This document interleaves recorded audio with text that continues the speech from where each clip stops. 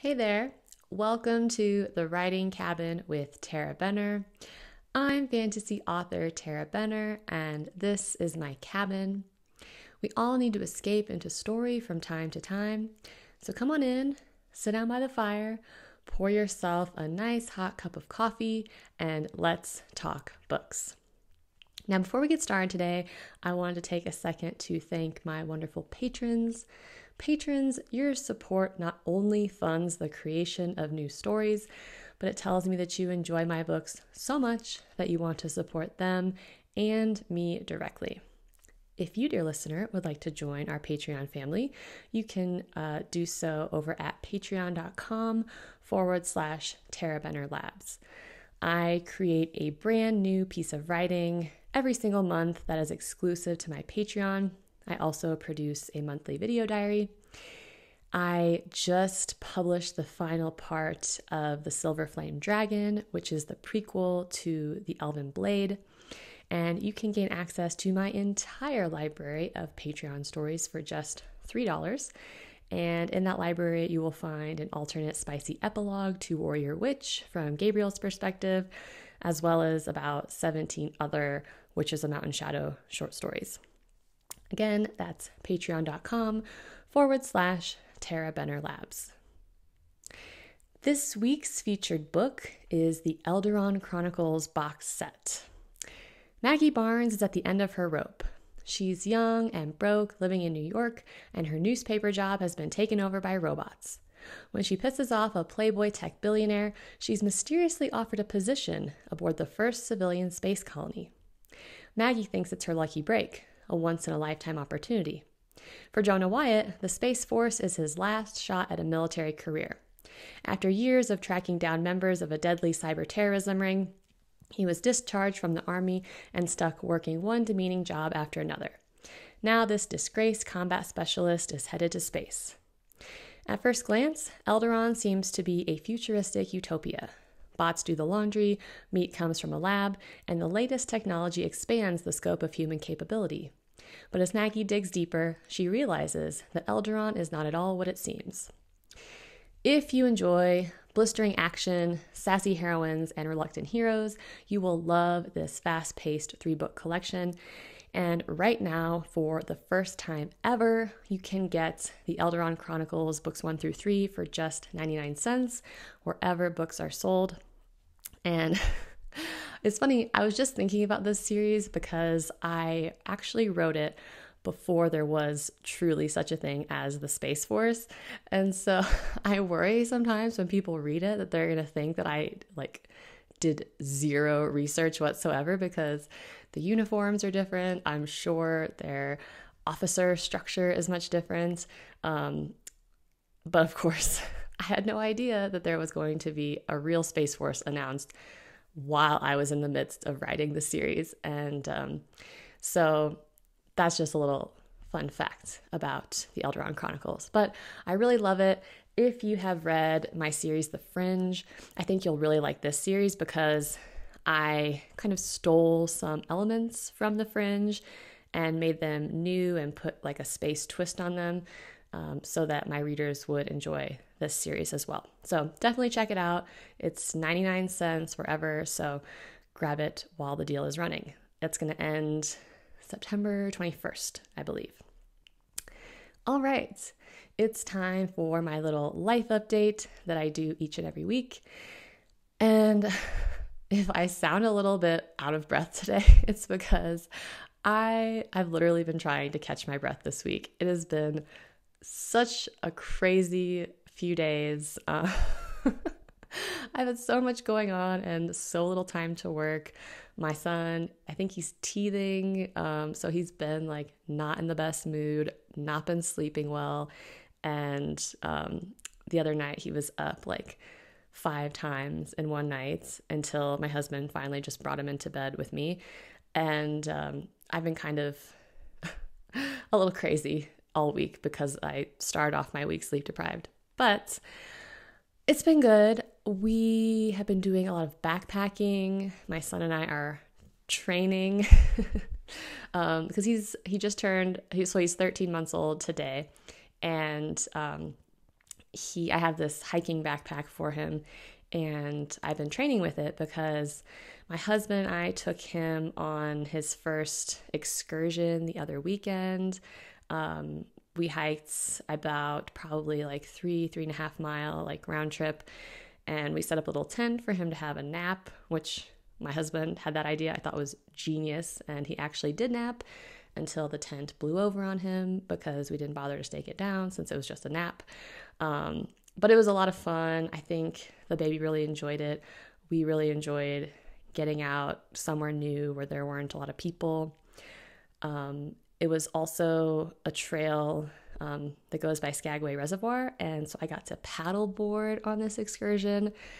I actually fell off my paddleboard for the first time since I've owned it, which I don't even know how this happened. I will say it was really windy, and at this reservoir, there is an old dam that used to power the towns of Victor and Cripple Creek, Colorado, and through hydropower, obviously.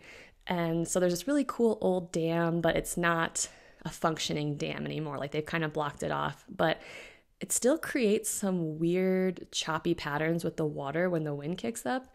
And I was just on my paddleboard, just kind of, I was staring like at the dam, and then I looked down in the water, and the water's doing this weird like cyclone thing, like just under the surface. And I was kind of staring at it. And one thing I learned from martial arts, which applies to paddleboarding and a lot of things, which is where the head goes, the body follows. So I'm staring at the water, and all of a sudden I feel my board tipping, and I knew I couldn't see. Like I just knew, because like water is like sloshing up over the side. This huge gust of wind hits me, and I fell in.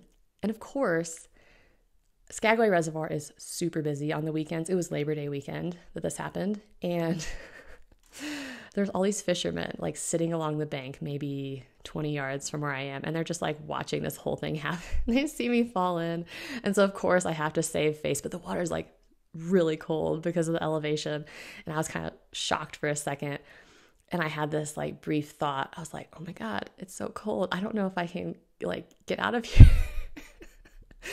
But then luckily I had listened to a podcast, believe it or not, about like paddleboard, like beginner paddleboard, like things, because I'm a newbie at paddleboarding, obviously.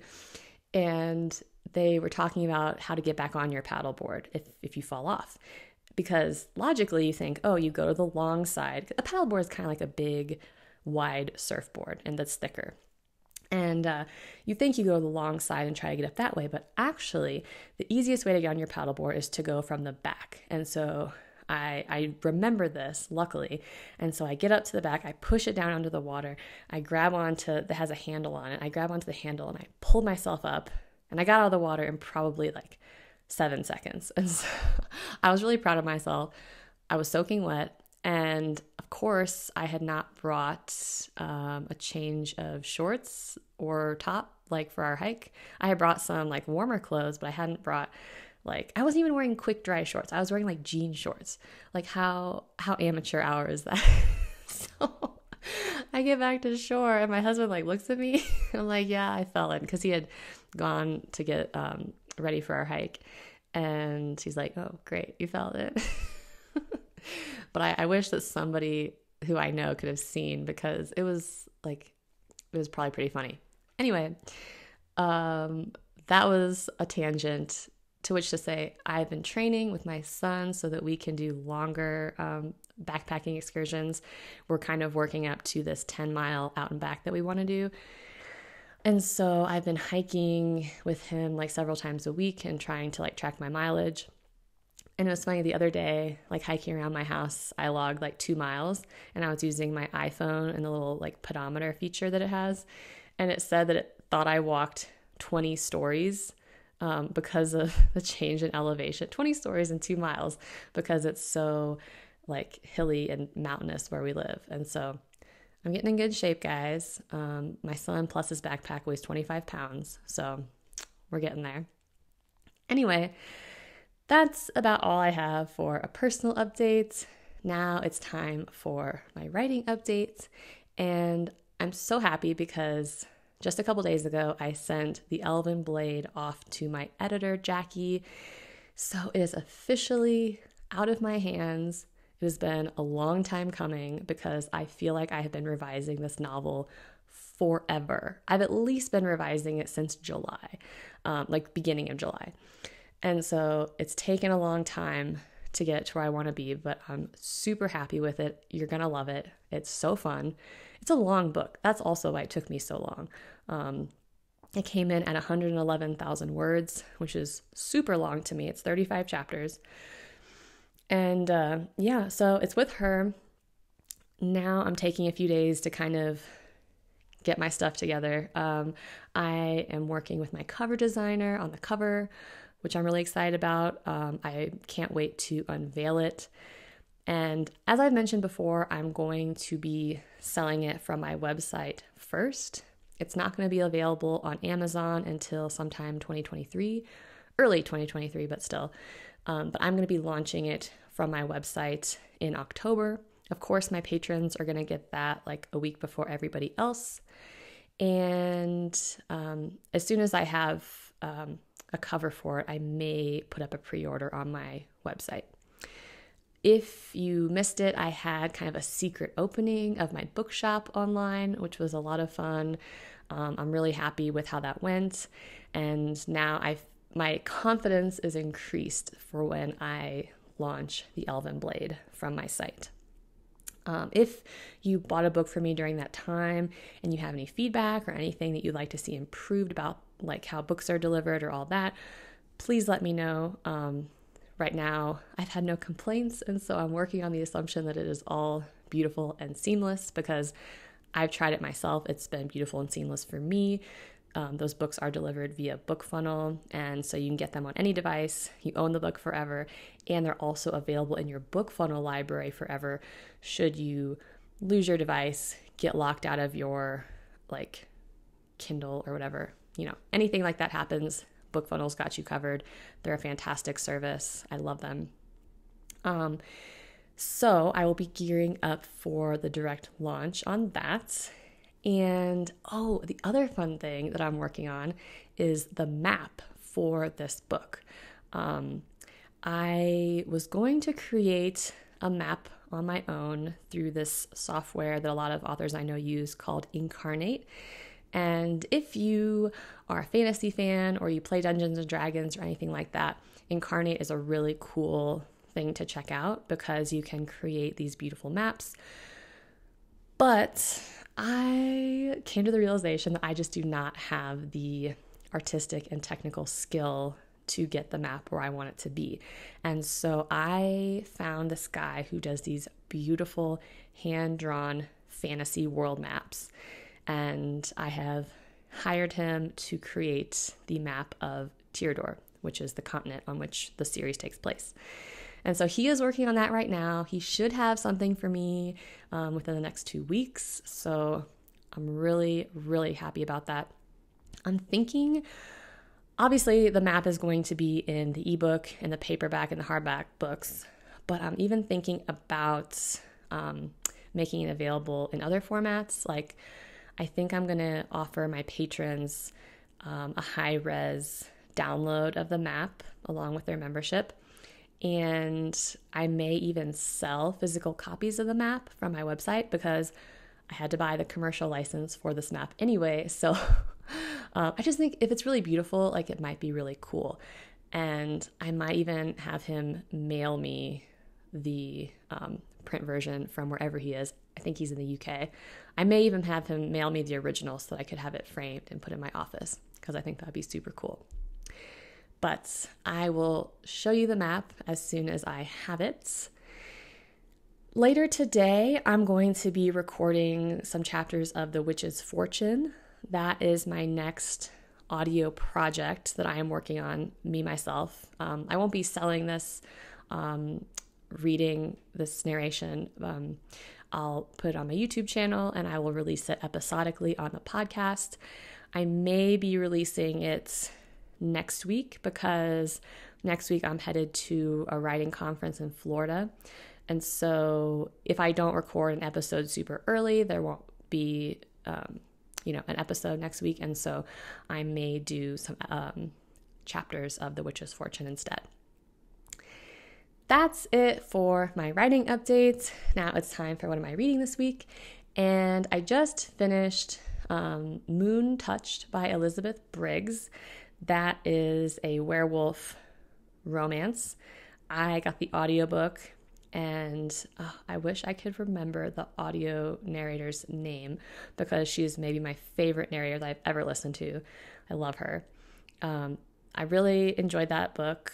It's very spicy, and so if that's not your thing, if you don't like really steamy werewolf romances, I don't recommend it. But if you do, it's a good one. Now I'm reading Broken Mate by Jen L. Gray. I'm kind of on a werewolf kick this week, so that's where my reading is at. That's about all I have for you, but before we go, let's check the mailbox. And this week we have a comment on the Ether Witch audiobook on YouTube from June Rose. June writes, I'm almost done with the book. I was skeptical at first, but stuck like glue. You have made my free time exciting and full of suspense. Thank you. Amazing writing. My list of books I love has grown. Thank you so much for that sweet comment, June. That really made my day that you said that your list of books you love has grown. I'm always happy to hear from people on YouTube.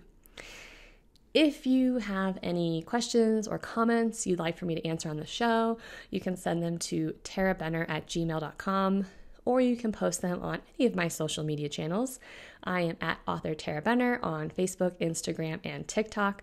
I am Tarah Benner Author on YouTube, so make sure you subscribe to me there.